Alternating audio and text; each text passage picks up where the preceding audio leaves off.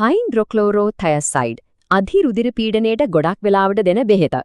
ඉතින් අපි අද බලමු මේක ඇත්තටම වැඩ කරන්නේ කොහොමද කියලා හරිම සරලව පැහැදිලිව.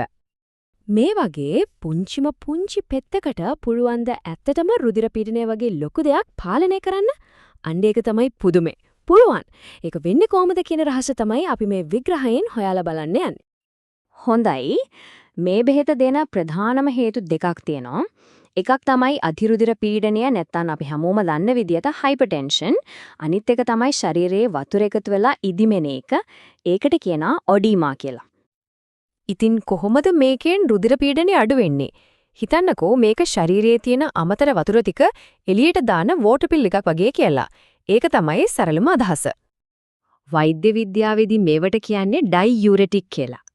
හරිම සරලයි. ඩයියුරෙටික් එකකින් කරන්නේ ශරීරයේ තියෙන අනවශ්‍ය ලුණුයි ඒ ලුණු එක්ක බැඳිලා තියෙන වතුරයි එළියට දාන්න උදව් කරන එක. අන්න ඒකයි මේවට වෝටර් පිල් කියන නමත් හැදිලා තියෙන්නේ. හරි මේ ක්‍රියාවලිය හරියට පියවර 4ක ගමනක් වගේ. මුලින්ම මේ බෙහෙත කෙලින්ම යන්නේ වකුගඩු වලට. එතන තියෙනවා හරියට වර්ග කිලිමේ මධ්‍යස්ථානයක් වගේ තැනක්. ඒකට කියනවා distal convoluted tubule කියලා. බෙහෙත ගින් කරන්නේ මේ මධ්‍යස්ථානයෙන් ලුණුයි වතුරයි ආපහු ශරීරයට උරා ගන්න එකට බාධා කරන එකයි. එතකොට මොකද වෙන්නේ? අනවශ්‍ය දියර පිට වෙනවා, රුධිර නාලය ඇතුලේ තියෙන රුධිර ප්‍රමාණය අඩු වෙනවා. අන්න එතකොට රුධිර පීඩනයත් ලස්සනට පහළ බහිනවා. හරිම අපූර්ව යාන්ත්‍රණයක් නේද? හරි. ඒක වැඩ කරන විදිහ දැන් අපිට පැහැදිලි. එහෙනම් දැන් බලමු මේක හරියටම පාවිච්චි කරන්නේ කොහොමද? ඒ කියන්නේ નિયમિત මාත්‍රාව සහ දෛනිකව අනුගමනය කරන්න ඕනේ දේවල් ගැන. මේකේ මාත්‍රාව තීරණය වෙන්නේ රෝග තත්ත්වය අනුව. උදාහරණයක් විදිහට අධිරුධිර පීඩනයට නම් සාමාන්‍යයෙන් දවසකට මිලිග්‍රෑම් 12.5 ඉඳන් 25ක් වගේ ප්‍රමාණයක් තමයි දෙන්නේ. හැබැයි ශරීරයේ ඉදිමීමට ප්‍රතිකාර කරද්දී වැඩිපුර වතුර ප්‍රමාණයක් ඉවත් කරන්න ඕන නිසා සමහර වෙලාවට මිලිග්‍රෑම් 100ක් දක්වා වුණත් මාත්‍රාව වැඩි කරන්න සිද්ධ වෙන්න පුළුවන්. විශේෂයෙන්ම වැඩිහිටි රෝගීන්ට ප්‍රතිකාර කරද්දී ගොඩක් වෙලාවට වෛද්‍යවරු පටන් ගන්නේ මිලිග්‍රෑම් 12ක් එහෙම හරි මඩු මාත්‍රාවකින්. ඒක ආරක්ෂාවට. ඊට පස්සේ ශරීරයේ ඒකට හුරු වෙන විදිහ බලලා අවශ්‍ය නම් තමයි මාත්‍රාව වෙනස් කරන්නේ. හරි.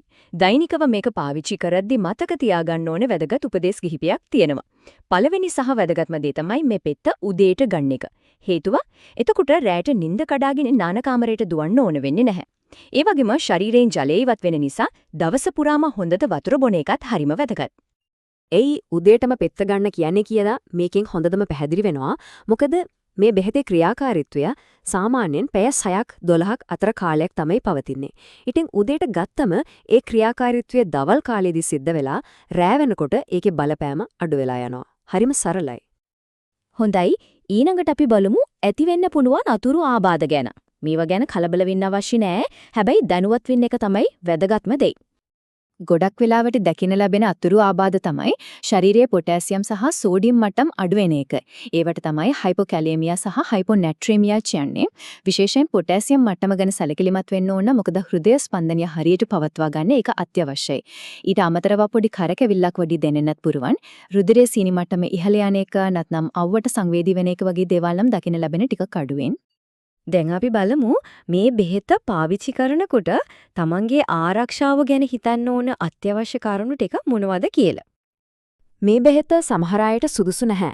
ඒ කවුද කියලා පැහැදිලිව දැනගෙන ඉන්න එක වැදගත්. දරුණු වකුගඩු රෝග තියෙන අයට, ශරීරයේ පොටෑසියම් වගේ ඉලෙක්ට්‍රොලයිට් ප්‍රමාණය අඩු අයට, එඩිසන්ගේ රෝගය තියෙන රෝගීන්ට සහ මේ තයිසයිඩ් වර්ගයේ බෙහෙත් වලට ආසාත්මිකතා තියෙන අයට මේක දෙන්නේ නැහැ. මෙන්න මේ කියන දේ ගැන විශේෂයෙන්ම අවධානයෙන් ඉන්න. මාංශ පේශිවල වේදනාවක්, දුර්වලකමක්, නැත්නම් අධික පිපාසයක් වගේ රෝග ලක්ෂණ මතුවුනොත් ඒ ගැන වහාම වෛද්‍යවරයාට දැනුම් දෙන්න. තමන්ගේ ශරීරය ගැන අවධානයෙන් ඉන්නක තමයි ලොකුම ආරක්ෂාව. මේ බෙහෙත ගන්න කාලය තුල අනිවාර්යයෙන්ම නිරීක්ෂණය කරන්න ඕන ප්‍රධානම දේවල් දෙකක් තියෙනවා. ඒ තමයි රුධිර පීඩනය සහ ශරීරයේ ඉලෙක්ට්‍රොලයිට් මට්ටම්.